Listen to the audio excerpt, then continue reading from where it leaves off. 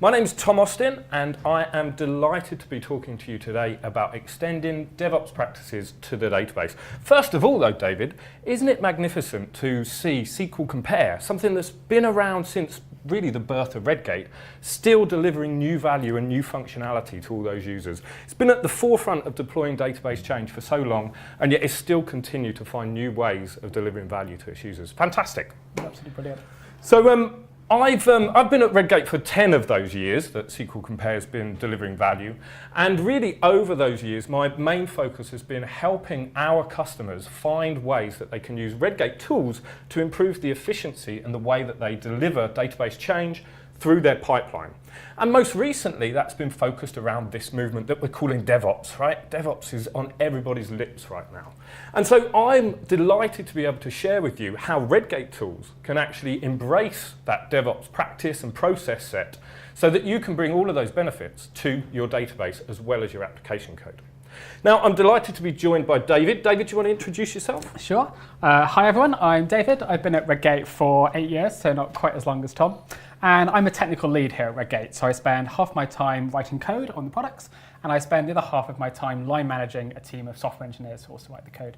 And today's really cool because we're going to be showing you the product that I write the code for, which is ReadyWorld. So we're going to have some demos today of that product so you can see it in action. What a lovely mix. And it means that, David, you're the man responsible for all of those wonderful features that I get to talk about everywhere. So without you, I'd have nothing to mention, right? So let's take a quick look at the agenda for today. Today we're going to start off by defining what is DevOps. So DevOps has possibly 1,000,001 definitions. I'm going to share with you my particular favourite.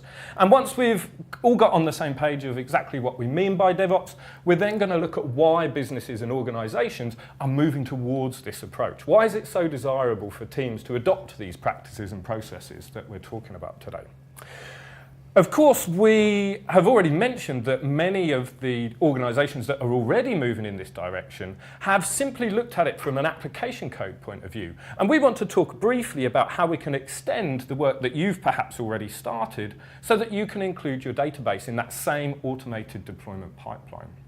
And to do that, what I'm going to show you is, well, David, you've prepared a virtual machine so we can actually look at a demonstration today of how we can take an existing pipeline that's set up in something like TFS or Jenkins and actually use the Redgate components to bring all of those advantages that you're seeing for your application code to the database as well. And we've actually split this into 3 separate sections. And these are the 3 most common areas that people touch upon when talking about their pipelines. So source control in the beginning, a center section around building and testing the code that's going into the repository, and then finally through to actually delivering that functionality out to our target environments. Last of all today, what we want to do is share with you some next steps so that if you're keen on actually taking on board some of the things that David and I are going to show you, you can work out how do we actually approach this? What's the first step in actually bringing this to our organisation so that we can have the database as part of our business transformation project? So I promised a definition, didn't I? What is DevOps? Now, as I mentioned earlier, I've been to hundreds of presentations around DevOps, and I've probably seen 200 definitions. But last year I was lucky enough to see Donovan Brown present his Zero to DevOps session, and I really warmed to Donovan's definition. So Donovan says that DevOps is the union of people, process, and products to enable continuous delivery of value to end users. Now, the first thing that he was keen to point out is that it starts with people. Right? So today we are going to take a view of the process that we want to put in place and talk a lot about the products. But of course, you need to make sure that you've got the culture right within your organisation. And you need to bring the right people together to make sure that actually, as you approach implementing these processes, using the tools to support that, you have the right people pushing all in the same direction to make sure that this is going to be a success. So I certainly don't want to start any DevOps presentation without saying the people are important. It's just today we're going to be focusing on those second 2 elements, process and products. Now, I know the last thing that Donovan would point out as well in this statement is delivery of value to our end users. So this is not an opportunity to churn out trash on a much quicker basis. Actually, what we need to do is make sure that what we're delivering is of value to people. And this is important because of the business benefits that this approach brings. And I think, David, you're going to touch upon these a little bit for us. So what are the business benefits? Cool, thanks, Tom. So the first business benefit is around faster delivery of features and functionality. And what I mean by that is, as I talked about earlier, I spend about kind of half my time coding. So once I've written a bug fix or once I've written a feature, obviously I commit that to source control. Now, at this point, it basically represents inventory. It's sitting in the source control system, but users aren't using this code yet. They're not getting the benefits of that code. So one of the things we talk about with DevOps, and it's in the definition that Tom talked about, is it's about continually delivering value to the end users. So once I've written some code and it's sitting in the source control system, it's inventory. So let's deliver that to the users so they can run that code and they can get the benefit of that code. And so obviously, like 5-10 years ago, we might kind of release on a 6 monthly schedule, maybe even a yearly schedule. DevOps is about bringing that time down. Now, as to how far it goes down, obviously it depends on your organization, what makes sense for you, what process you want to adopt, but it's about bringing that time down to a level that's still safe, but allows the customer to get the value of those features quicker. Now, one of the reasons we might want to do that is if everything goes well and the users love these features, then obviously they're using these features, they're getting the value from these features. But often in software, there's a massive advantage of being first to market. We often talk of the first mover advantage or lock-in and that kind of thing. So by getting first to market with our features, delivering faster than our competitors, we get that advantage. Also, if it's like a software as a service product where our users are paying every month, then again, it's another reason we want to be delivering all the time so people can keep seeing new features coming out and encourage them to continue using the product every month. That makes sense. Now, unfortunately, as much as we might imagine that users are going to love everything we deliver, occasionally, even with the best of intentions, things do go wrong sometimes, and maybe a feature misses the mark. One of the cool things about continually delivering these features to users is that we can get that feedback when things aren't quite right, and you can iterate on it and you can develop it further. So there's nothing worse as a developer than spending 6 months writing a feature, shipping it, and then no one likes it. Whereas instead, if you chop that feature up into little chunks and you continuously deliver the chunks of that feature, you can get some feedback, iterate on it. And again, that gives you the business value that what you're eventually going to deliver at the end is something that people are much more likely to love. Finally, we talk about a more stable operating environment. So because we're continually delivering, we're delivering smaller chunks, but more often. What that means is that in each individual release that we ship to our users, less is changing. Now, because less is changing, it means that if something goes wrong, it's much easier for us to understand what might have gone wrong in that. Often the developer possibly wrote it kind of a few days ago, it's still fresh in their mind, we can fix things really easily. If it's a really small release, it might be easy to roll back, whereas if you built up a whole bunch of changes, you release them at once, if something breaks, you don't really know what caused it, maybe the developer's left, maybe they've forgotten, maybe you can't roll back because it's just such a difficult change to roll back from. So by continue delivering that value, we release smaller and smaller chunks, and then we get that more stable operating environment. Next up, it's kind of in the name, DevOps. It's about the development side and the operation side of the business coming together and improving the collaboration. The people, right? It's all about the people, as Tom talked about earlier, and it's about the people and the process. So the idea is that if you've got a blame culture in your organization, that goes, and we now have people collaborating across the roles. And that means that when things go wrong, let's say there's a deployment failure and something goes wrong, hopefully by having the improved collaboration across those roles and about having a more stable operating environment where less is changing in each release, it means that we'll be able to recover faster. So that hopefully things go less wrong anyway, but if they do go wrong, you can recover faster. So I've talked about some of the benefits of DevOps in general. So Tom, is there any evidence kind of from industry that kind of backs up companies seeing these benefits? Well, that's a very good point. I mean, it's all very good talking about this in theory, but we need like real-world examples to show everybody that actually this is really a thing. This is something that actually benefits organizations. And fortunately for us, there's a thing that happens every year, which I really look forward to reading, and that's the State of DevOps report, which is brought out by Puppet Labs and Dora. And you know, if we look at the report report that came out this year, the 2017 report, there were some really clear examples in here of where these approaches have benefited organizations. Now, one thing to define first of all, the report itself actually measures performance by two key metrics, and these are throughput and stability. So how frequently a team can deploy and how quickly they can push a change from kind of checking it into source control through to a production environment, as well as how quickly can we recover when something goes wrong. And if you're doing really well on both of those metrics, then you're considered a high-performing organization. And when we look at those organizations who have adopted these DevOps practices and principles that you've touched upon briefly, we can see that actually they decisively outperformed their lower-performing peers in this area. So to give you an example here, there's a few statistics on the slide that's on your screen at the moment, but 46 times more frequent deployments with organizations who are adopting these practices. That's huge, right? That means that we can deliver something to our users 46 times more regularly than one of our competitors. So whether it's good or bad, we can have 46 goes at it to make sure that we get it right in the same time that somebody else has had one attempt, right? Which is fantastic. In addition to this, one of my personal favorites, I spent quite a lot of time recently working with organizations from the financial services industry. And there's some research that says that downtime in the financial services industry is roughly costing organizations around $100,000 an hour. So actually, if we see here on the slide that we can recover from failure 96 times faster, that's a whole bunch of money we're saving if we're in that industry. Now, of course, your cost of your downtime might not be quite up at that level, but it's expensive all the same. There's an opportunity cost involved as well. So there's some real world evidence that supports this. On top of this, we can see, I guess, kind of some softer benefits. So if we take the middle point in the slide here, teams are able to spend 29% more time on new work rather than redoing old work and redoing things that haven't gone to plan.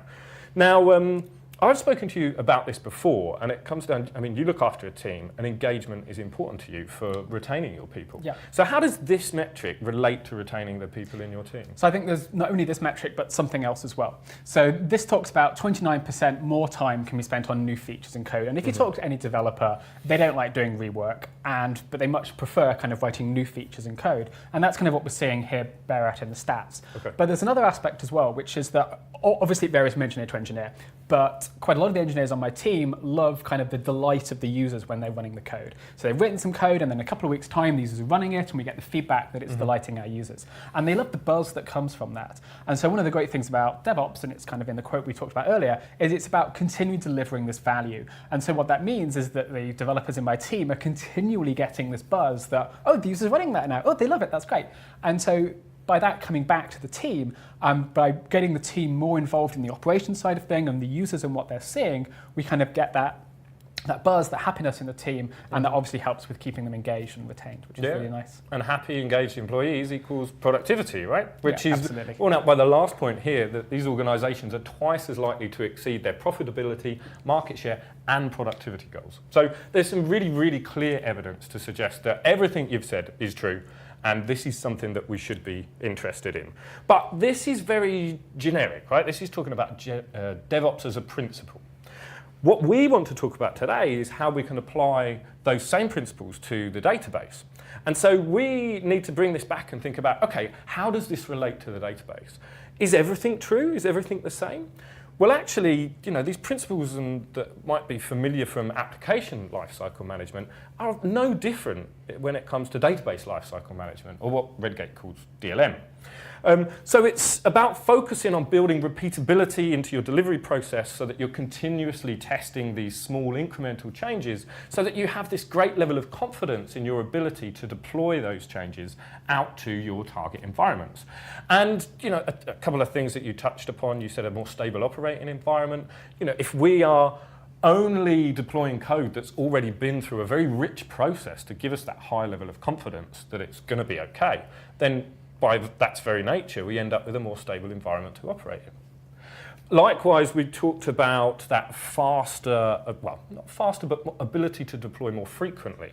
So we're able to respond to changing demands much more quickly, which means that we can actually adjust and recover any changes that have been pushed out to our production environments at a much higher rate than any other organizations, much the same way we would for application code.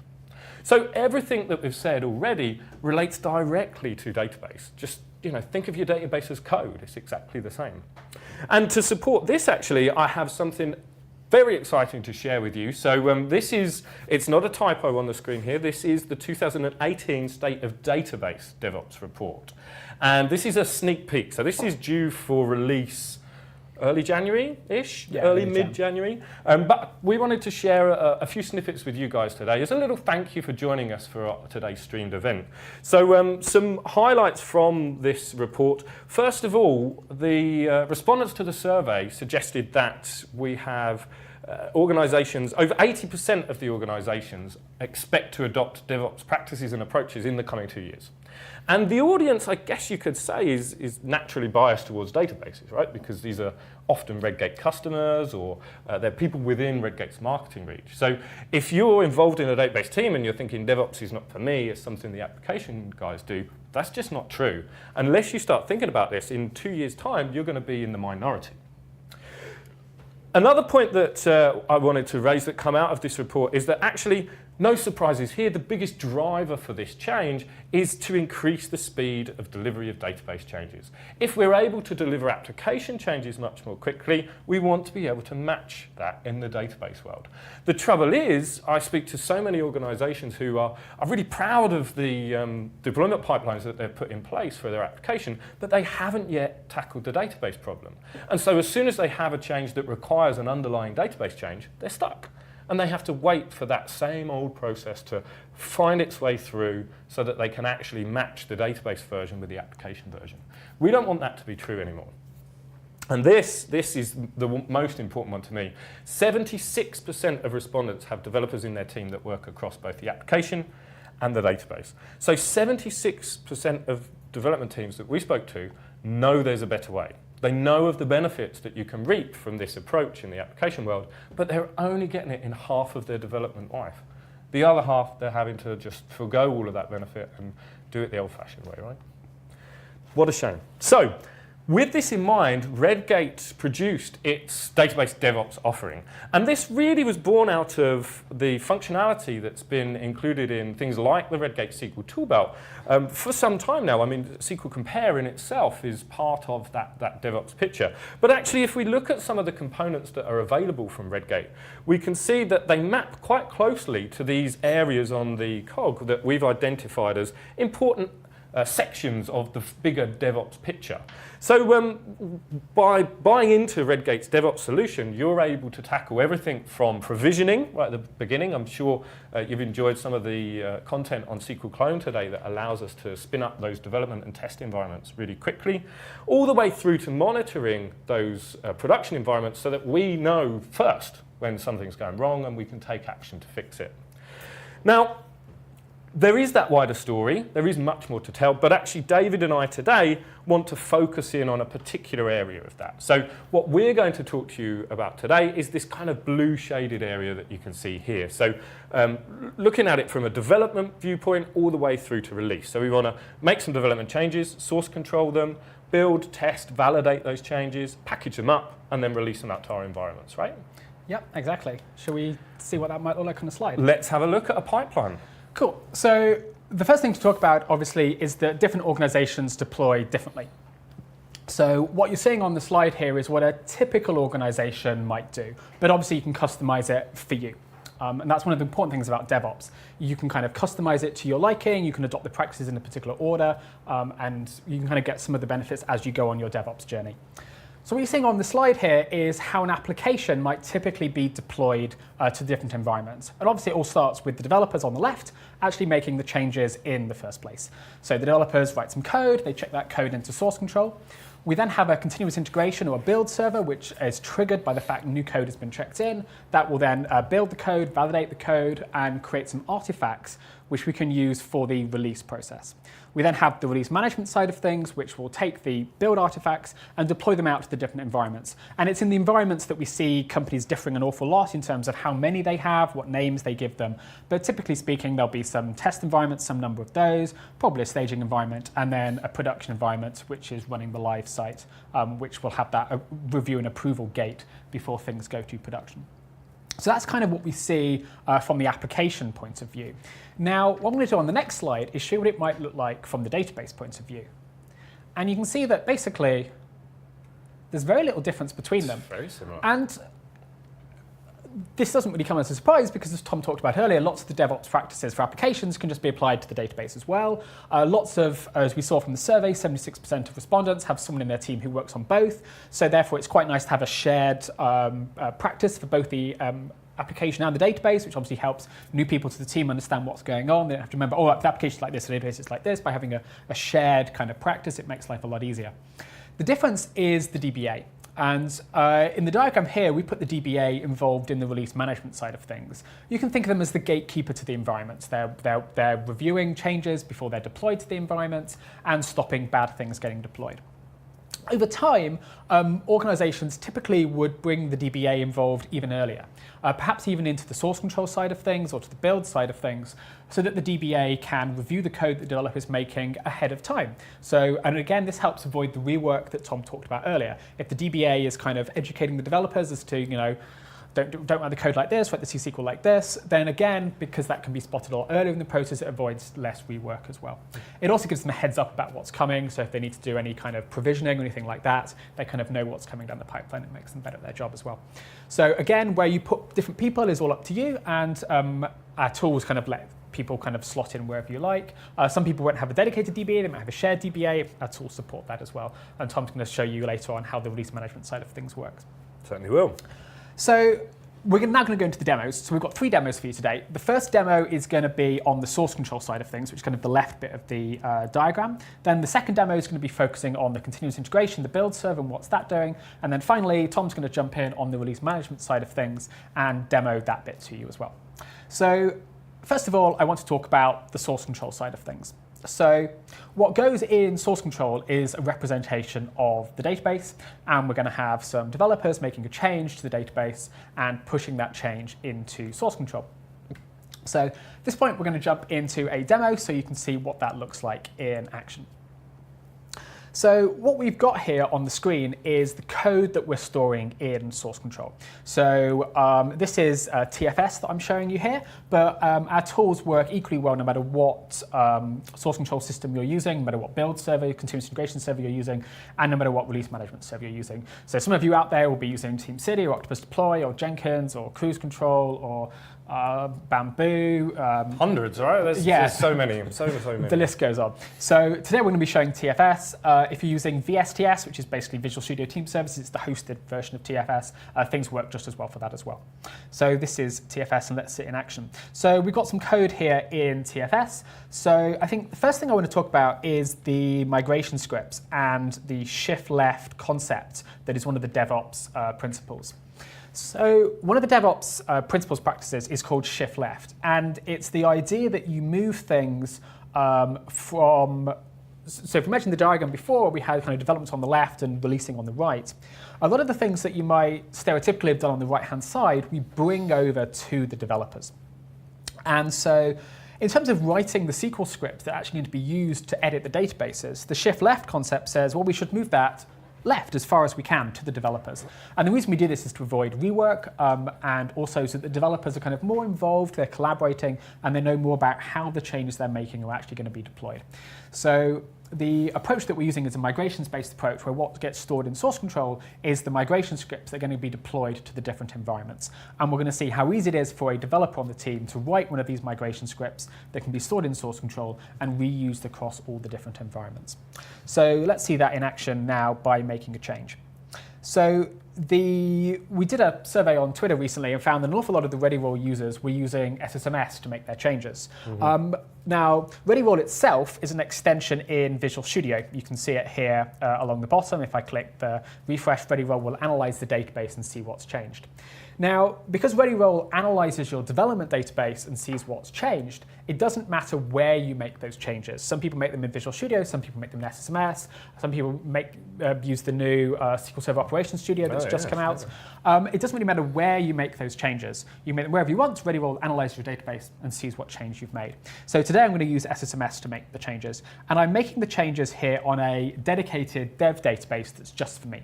Until I commit these changes to source control, my teammates are not going to see them. And obviously, there was a SQL clone talk earlier today, which is one of the ways that it makes it even easier to provision these dev databases for you. But if you don't have SQL clone, you can just kind of run the Ready Roll tooling and it will create them for you as well. Okay, so we've got a table here with some columns, and I'm going to add a new column to this table. And looking at this table, it doesn't really have somewhere to store people's Twitter handles, which in this kind of era is kind of... Who emails these days, I know, it's got kind of an email in here and a photo, but let's just have a Twitter handle instead, or as well, rather. So I'm going to have a Twitter handle. I'm going to make it to be a nvarchar 100. And yeah, I'll go to that as well. Cool, and I'm just going to click Save to save that to my dev database.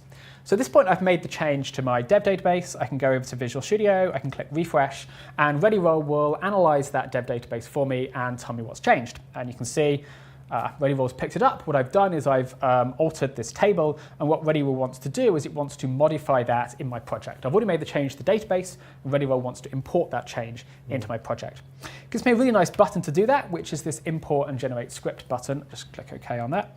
And what Ready Roll has done is it's generated a migration script for this change. And this is the shift left concept that I was talking about earlier, which is we've taken this change, which a developer has made in development, and we want to deploy this change to the other environments. And Ready Roll has generated for us the T-SQL script for this change. So even though I use the designer to make the change, Ready Roll has generated this script. So this is like what SQL Compare, like we were mentioning earlier, produces for you, right? Yeah, so it turns out, the SQL Compare technology is in pretty much all of the Redgate tools. And so yeah, underneath, Ready Roll is using the SQL Compare technology to do this. So that's how it's generating these scripts for you. Cool. So we now have this alter statement. Now, one of the great things about Ready Roll is the shift left concept that it promotes. So looking at this, if I was to give this to my DBA, like, yeah, I want to run this on production, please.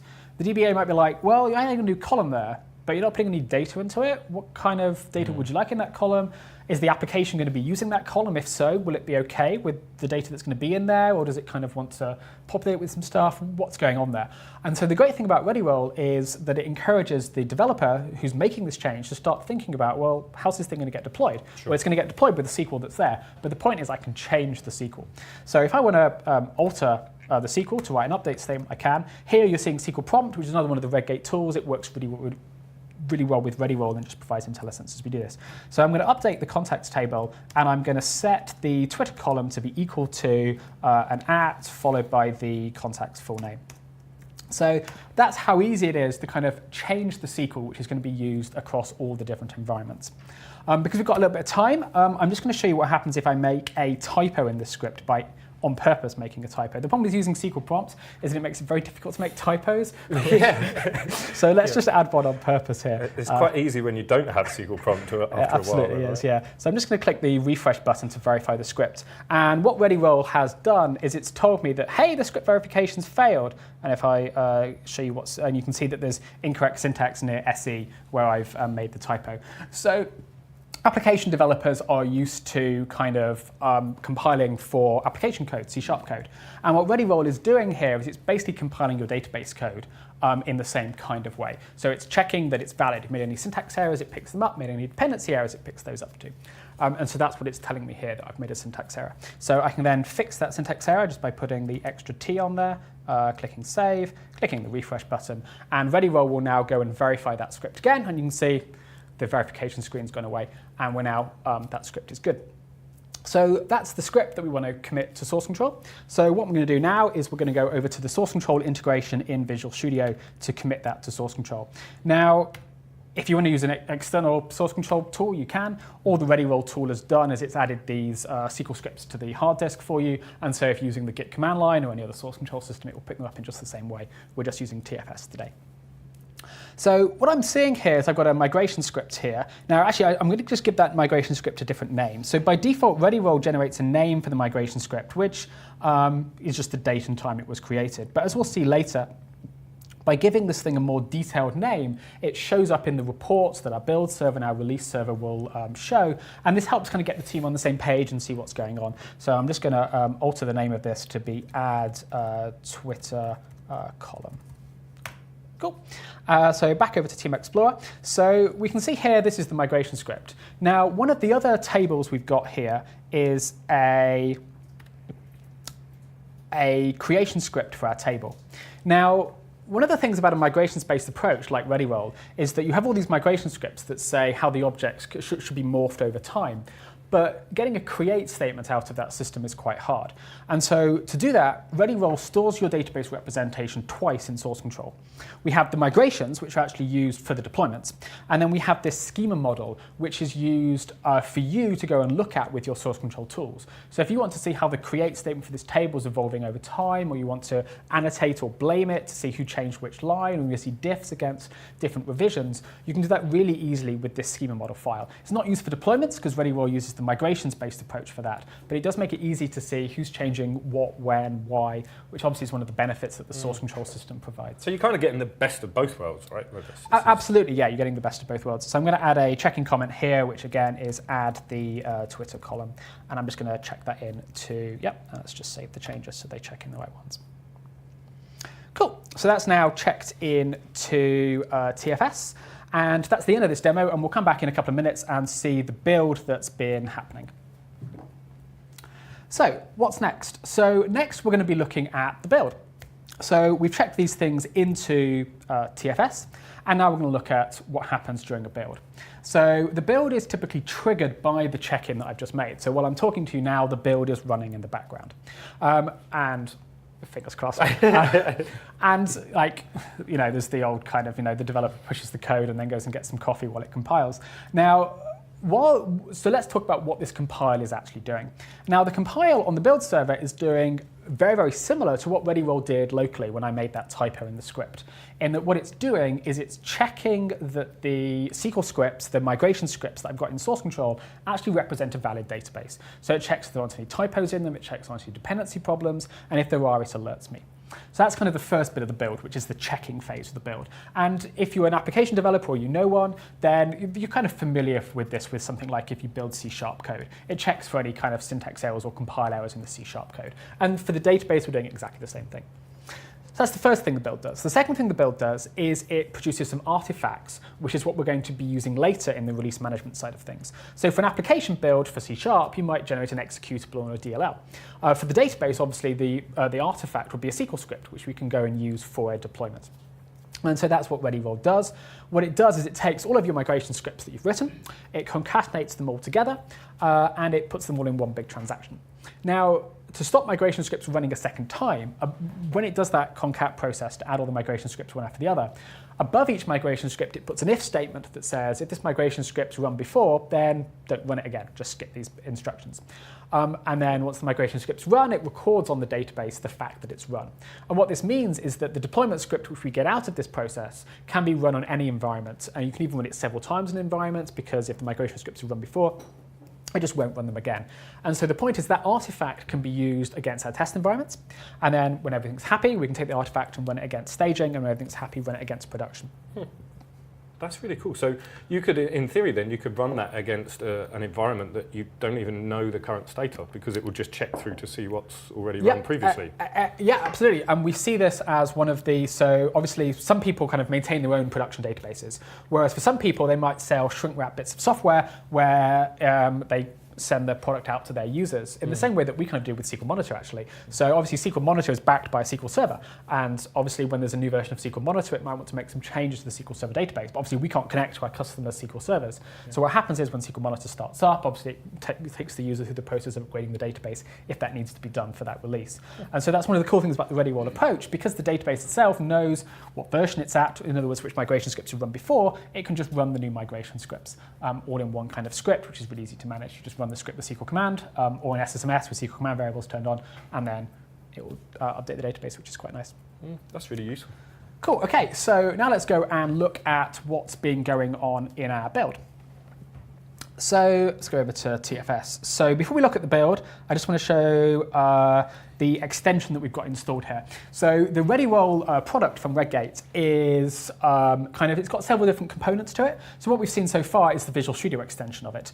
But as well as that, we also have a TFS extension as well. We also have an Octopus Deploy step template for people using Octopus Deploy. And for people using other build systems, because we're just MS Build and PowerShell based, it slots in really well with most systems. TFS, we've just written this extension to make it really kind of idiomatic for TFS and really, really easy to set up.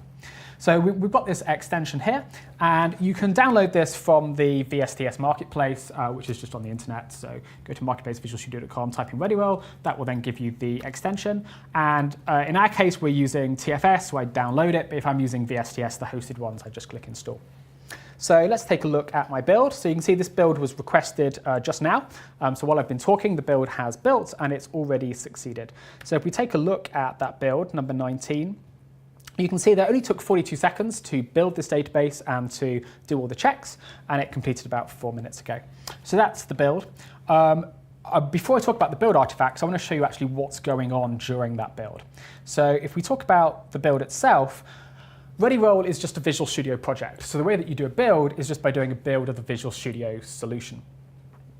Now, one of the great things about it being a Visual Studio solution is it can fit in with other project types. So typically a database doesn't exist in isolation. It's all about kind of having an application as well, or maybe even having two databases, one that depend on the other, or maybe we see some people using the CLR object types in SQL Server, so they might have a class library of CLR types and want to depend their database on that CLR library. So because we're just in the Visual Studio solution, that makes it really easy for you to do a build here, because you just drop this build in and it will build the Visual Studio solution no matter how many ReadyRoll projects you've got in there, no matter how many application projects you've got in there as well. Now there is a couple of changes that you have to make for ReadyRoll, and that is you have to give us connections to two different databases. Now one of the databases we purely read from, and that's the database that you can see here. And we read from that database to generate some reports, which Tom's going to show you in a minute. So this is purely, we read from that database to generate some reports, just so you can kind of see what's being changed, which is quite nice. The other thing you have to give us is what we call a shadow server. Now, a shadow server is a database that we write to. And what we do with this database is we write to it, and this is the database that we run all those migration scripts on. So this is how we give you the feedback that you've written invalid SQL, or there's a dependency problem or something like that. So there's two databases. There's the target database, which we use for reporting, and there's the shadow database, which we use to actually run the migration scripts, check they're valid, and provide the feedback if they're not. So this shadow database is the second time we're validating these scripts, essentially, because we validated them in Visual Studio, and now as it goes through this process, it's going to validate that this SQL that's being produced is possible to deploy out to. Yeah, absolutely, and that's the same as an application developer. You might compile locally and then compile on the build server as well. Okay. By being able to do the same process locally as the build server is doing, then you kind of break the build less often. And this is building up that confidence in the release, right? Because it's a small incremental unit of change that's tested again and again and again, so that by the time I get it and deploy it out, we're comfortable. We're pretty sure this is going to be fine, right? Yeah. So this is what a kind of a simple build looks like, and this is kind of how people might start. But as I talked about before, kind of adopting DevOps is not something you do overnight. It's kind of a journey. So while you might start here, you might say a couple of months, year down the line, you might go, well, let's improve some of our testing coverage. So, and ReadyRoll's ready for when you want to do that. So you can come in here and you can add the ReadyRoll run tsql t task, run tsql t step. So tsql t is an open source unit testing framework which people can use to write tsql tests in. Redgate has a product called SQL Test, which is an extension to SSMS that makes it really easy to author these tests and run them as part of development. And what you're seeing here in the ReadyRoll product is that we can reuse those tests on the build server as well. So obviously developers can use SQL Test to write them locally in SSMS, and they can run them on the build server. And this gives them another type of confidence that the business logic in stored procedures, views, things like that is valid, which is quite nice. Fantastic. So normally people don't go straight into this because, as I've said, it's a journey, and it's all about bringing the people along. And if you change too much at once, it kind of can scare some people. So you can kind of just build up incrementally, and eventually you'll get somewhere. maybe you do a couple of bad releases and you go, actually, we should get some tests in now. And when you want to do that, we've got this testing task, should you want to take advantage of that. So small units of change within the process as well as small units of change yeah, within exactly. the code. It kind of helps people adopting DevOps. So this is kind of a build. So now let's take a look at the build artifacts that get generated. So this is the build artifacts. I'm just going to take a look at the artifacts. So Tom's going to talk about these in a bit more detail in a minute. So essentially, we've got some SQL files in here, some PowerShell, some HTML, and these are the build artifacts which go into the next stage, which is the release management stage. And these are generated in every single build. And so Tom's going to talk about later about how these things are actually used to see some reports and to actually deploy out to the different environments. Cool. OK. So, no, this slide. Cool. OK, so let's talk about what's coming up next and what you've just seen. So what you've just seen is the continuous integration process. You've seen how we can configure a build on TFS with and without T-SQL t-tests. And also you've seen that build running. You've seen it generate some artifacts.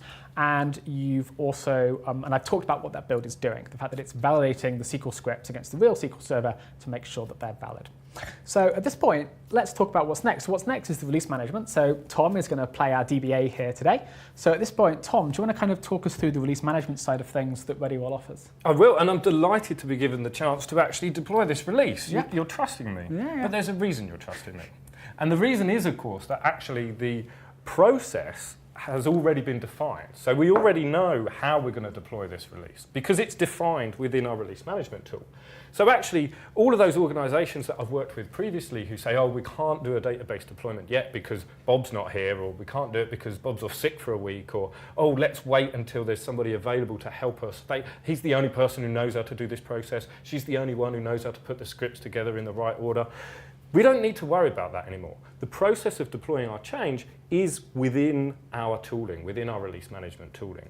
So actually, if I come here to show you a demo of actually the release management setup that we have, if we come down and look at this release tab, what you'll see is that whilst David and I have been talking, we already had this release 9 automatically generated for us, and that's automatically been deployed to our integration environment. So actually, I did nothing to deploy that to integration. And we can see this happened around about 10 minutes ago, and it was the result of build number 19, which, if I just go back, was that build that David was just showing us. Build number 19 produced this package that's been picked up by our release management tooling and automatically deployed out to our integration environment. So if I want to promote this further up the chain, I can simply just choose release number 9 and choose where I'd like to deploy that to. Let's say I want to deploy that to our testing environment, and I can click deploy to testing and click deploy, and off it goes. So it's on its way to testing. That's very nice, but what stops kind of any old person in my organization logging into this, finding anything they like, clicking deploy and clicking production? That's a very good question. The really nice thing for us is that, of course, all of that's handled by your release management tool. So you've probably already set this up for your automated deployments for your application. If not, you already have some idea of who's able to do this. And actually, tools like VSTS, TFS, when it comes to release management, they have the ability for you to be able to define who's able to push what where, who's able to even log in and see these things. And we can just piggyback off that. So everything's as is, as it already is defined within your release management tooling. We don't really have to do anything extra when it comes to the database. We're just bringing that from the application side over to the database. But what is important, though, is I want to have visibility of what I'm deploying. So, you know, I'm sure Steve was up here moments ago, and I'm sure Steve mentioned that over half his life he's been working with SQL Server. Now, we wouldn't want someone like Steve reading through entire scripts all the time just to check, or even worse, just throwing them a problem and saying, hey, you work out how to deploy this. Because actually, Steve's time could be much better used improving the performance of our production databases and things like that. So actually, we want to take some of that pain away, but still benefit from Steve's expertise. And actually, using the Redgate components from the SQL toolbelt allows us to surface all of this information in a much more consumable way so that actually our experienced DBAs or release managers can have the detail that they need without having to go through the process process of hand coding those deployment scripts or reviewing entire sections of deployment code. So first off, let's take a look at what we've got on the screen here, and we can see that actually we've got this database deployment preview section. And this is telling me that I have one migration script pending deployment, which in this case is called add Twitter column. So that's already given me some indication of what's about to be deployed. Below that, I've got a list of the changes, and we can see in there, we've got this section that tells us that we're making a change to our contacts table. So I now already know that we're adding a Twitter column, and we're adding it to our contacts table in this case. But perhaps I want more detail. Perhaps I want to see some additional information on top of this. And actually, if we go back and look in this package that was produced, there's a really, really useful artifact in here that I can use to be confident I know exactly what's happening as part of this deployment process. So if I download this file, you'll see what I've got is a really nice visual representation of exactly what change we're going to make to this database. So here, if I expand out the contacts table, which has been modified, I can see that previously I had this LinkedIn column. Now I've got this new comma on the end of this LinkedIn column, and then this brand new Twitter column, which is going to be deployed as part of this release. I can also, at this point, if I want to, if I think this is a bit of a scary change, I want to be sure on the way that it's going to be handled, I can actually switch over to the script tab here, and here I've got that full and complete deployment script that you mentioned that's been put together by the ReadyRoll tool. And if I scroll down to the middle here, you'll see I've got this section that says begin incremental migrations, and it starts off with that add Twitter column, and there right in the middle we can see the alteration of our contacts table to add our Twitter column along with that update statement, so that as well as deploying this change, we're actually going to be updating the data values for this as well. So full visibility, I can see exactly what's happening as part of this release, and I'm full of confidence. So let's have a look, see whether that's deployed. So if we switch over here, we can see that it was successful deploying to testing. You don't have to take my word for it, I will prove it. So let's come down into Voice of the DBA testing and take a look in our contacts table. Let's expand that tables node and the contacts. And if we select the data, select the top 1,000 rows here, what we should now see is we've got this new Twitter column, and that column has been populated with these Twitter handles. So, okay, David, there's a bit of a problem with your code because you've got a space in these Twitter handles here. So you might have to go back and do a bit of extra work. Indeed. But it succeeded. What we told it to do has happened. And you know, maybe this is an example where we would go back, write a unit test to protect ourselves for these types of things getting in. And every time it goes through that automated build process, we'd be sure to check to make sure that these columns are being populated in the right way. So how did this happen? I mean, yes, of course, I just clicked a couple of buttons, but what's actually been defined in the background to allow this to achieve this? Well, just like David showed you earlier with the build, if we come and take a look at the release, we can actually see that we've defined this using the tasks available from the task catalog. And so just like in the build where we dropped in a ReadyRoll specific task, and you also showed us where we could drop in that ReadyRoll T-SQL test task to run our tests, we've dropped in here a ReadyRoll deploy database package task. And what's really nice here is building on top of the functionality that's already within your release management tool, you can configure your deployment to different environments in different ways. So here we've got a very simple process, right? Everywhere we're deploying this change, we're actually just running that deployment process using the task from the task catalog. But actually what we've seen with other organizations we've worked with is when we're deploying to integration, we might have a whole series of other steps after this. So maybe we run some kind of data generation to populate it with data. Then we run some automated testing against that environment. Maybe we run a step to document that database so that we've got the latest version of our documentation available. There is the really cool integration with SQL Clone here as well, which we're not showing on the slide, but I'll explain how it works. So for an environment like a testing environment, you might like to know what it would look like to run the upgrade on a copy of production. And so you can use our SQL Clone clone tool so the first thing you do in the steps would be to add the SQL clone task to kind of create a new cloned database from an image of production. And then once you've got that clone database, you can obviously do a deployment, do a ready role deployment to it. And there is, as Tom's showing on the screen, there are some SQL clone steps that make it really easy for you to create those clones to kind of facilitate setting that up in a really easy way. So again, it all depends on kind of how people want to work.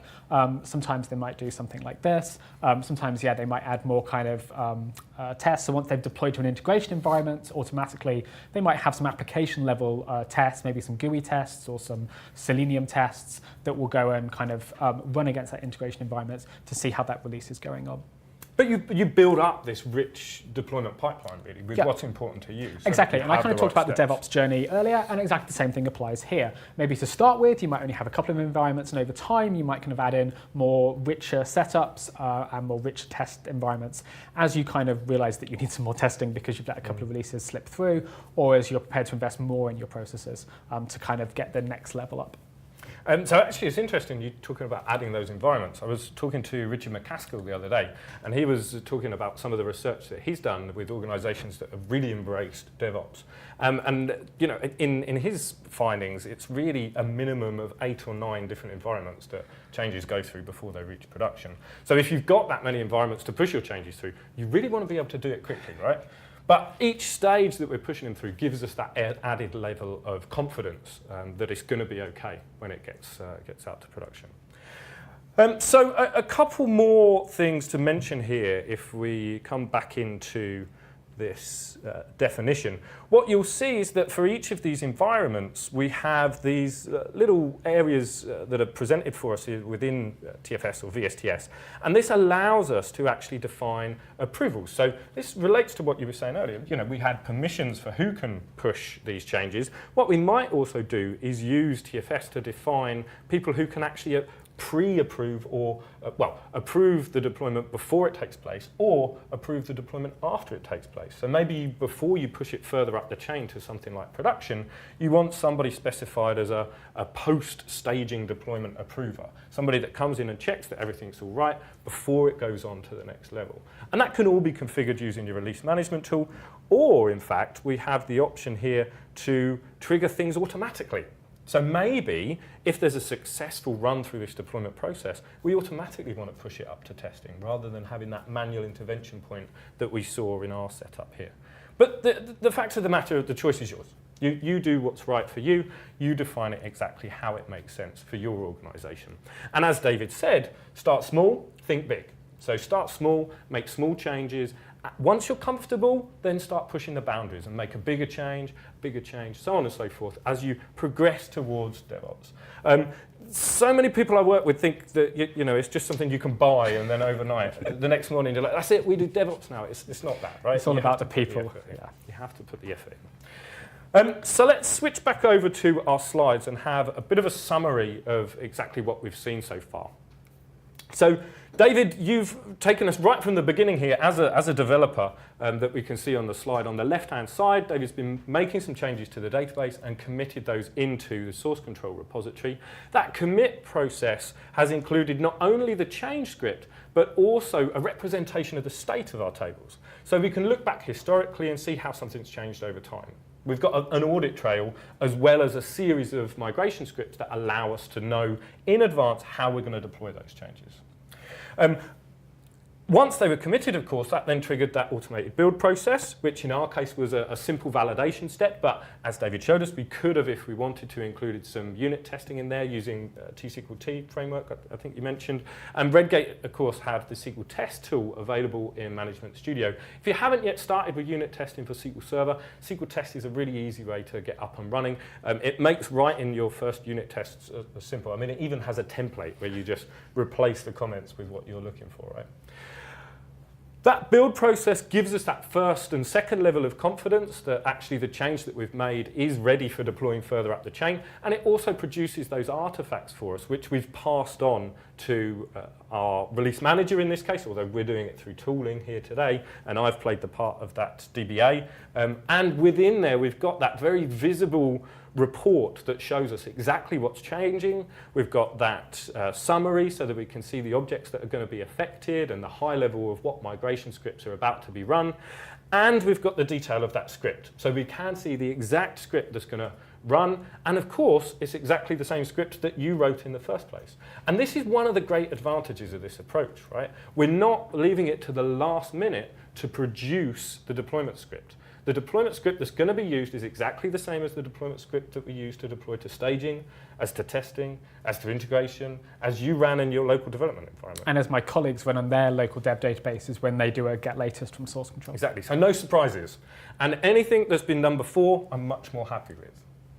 So as we move on, the final stages in this process, of course, this pipeline, we would want to have something on the end of this to monitor those environments so we can check and see and make sure that we haven't adversely affected performance as we've pushed this change out to our production environment.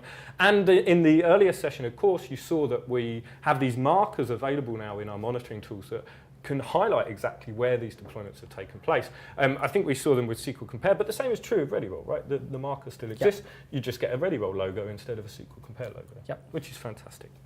So let's switch on back to the slides, and I just want to really reiterate to you, if you are not including the database in your business transformation towards a DevOps approach, then you are severely missing out. You are going to hit problems. It is fundamental to include your database within the changes that you make. Otherwise, you're only solving half of the problem. And if you're only solving half of the problem, you're only going to get the benefits half of the time. So it's no great surprise that you need to include this. We've looked at how extending those DevOps practices and approaches to your database provides a number of benefits, including repeatability of process, faster speed of response to change. So this is, our ability to react to customer feedback, which you said was also important not only to developer engagement, but also as a business, we want to be able to make sure we spot an opportunity and get something out there in front of users, but also fix anything that goes wrong quickly. Right? So there's all of this benefit that's added to the organization through this ability to increase our throughput. We also mentioned earlier on about the cost of downtime and how important it is to recover from failure quickly. $100,000 we said in the financial services industry, huge amount of money. And 96 times is a massive gulf between high performing and low performing. So really, can you afford not to include the database in your pipeline? Now, the final thing that I want to share with you in terms of what we've seen in this demonstration is something that I'm delighted and so thankful for David for. As a pre-sales engineer, I spend my time assisting our customers setting up these pipelines. And I've maybe done 200, 300 of these automated deployment pipelines. And even though I know exactly what I'm doing, and I've done this so many times before, up until a few weeks ago, this would have taken me still kind of 3, 4, maybe 5 hours to get something simple in place. And if we were going to Azure, maybe a bit longer. But actually, the improvements that the team have made just recently around the kind of template in and the wizard almost that walks you through it in VSTS means that now you can set up an automated deployment pipeline from scratch in less than an hour. We did it on a demo not so long ago. Yeah, in fact, we did a webinar recently where we did it from scratch. Indeed. And so it's now something that everybody's got the time to do. If you can find an hour, maybe you eat lunch at your desk for a day. I'm not advocating that. You should always have a proper lunch break. But, it's possible to set this up really quickly. It's not something that you need to set aside a 6-month project time period for. So if you want to think about how you might take your next steps towards this, then Redgate, based upon our experience of working with all of these organizations, have provided a maturity assessment tool. So it's the Database DevOps Maturity Assessment. And if you take this assessment, then it will, first of all, allow you to evaluate your current processes. So you can see where you are right now, what stage you're at in this transition, and also benchmark this against other people in the wider market, so you can see how you're comparing against your peers. Now, once you've taken this assessment, we will, of course, produce a full report with all of our recommendations and all of the key areas that we think are appropriate to your organization and send that over to you. And if you'd like to take that, then you can do it for free on our website. There's no charge, there's no barrier to access this. You just head on into red-gate.com/maturity-assessment and you can get started right away. So with that, David, I think we've covered everything we promised to say. We defined what DevOps was. We said why it was important. We looked at how we can bring those benefits to the database. And we've shown those 3 key areas of source control, continuous integration, and automated deployment. And finally, we've provided this ability for you guys to find out what the most sensible next steps are for you. So with that in mind, I will just hand over to any questions that have come in whilst we've been presenting today. And I can see one popping up. So we have one question here. Redgate used to provide an ability to source control your reference data. Is this still true? It is still true. So if we, can we go back to the laptop for a sec? Cool. So this is one of the kind of the features in ReadyRoll that is kind of a little bit hidden. But if you put the keyboard focus in this window at the bottom, you can just start typing, and it will filter the objects in your database, which is a little bit hidden. But when people discover it, they're like, you can do that. So one of the features for reference data is you can right-click on a table and include that table's data inside your source control system. Now, obviously, you wouldn't want to do it for the context table because obviously that's not reference data, but I'm just showing where the menu item is. So yeah, just kind of click the mouse here, start typing, find a table you're interested in, include the table data like that. So it's as easy as that to turn the static data feature on, and then once it's on, ReadyRoll will keep track of that static data, and the static data will be included in your migration scripts just as the schema changes are, and then they can be deployed to all the different environments, which is all very nice. Fantastic. Super. Well, thank you all very much for joining us today. I hope we've enlightened you on how you can actually bring DevOps practices and processes to the database. David, thank you so much for joining me. Thanks, Tom. I've appreciated your input today. Yep. And guys, join us next time. SQL in the City streamed. Thanks very much for watching. Cheers.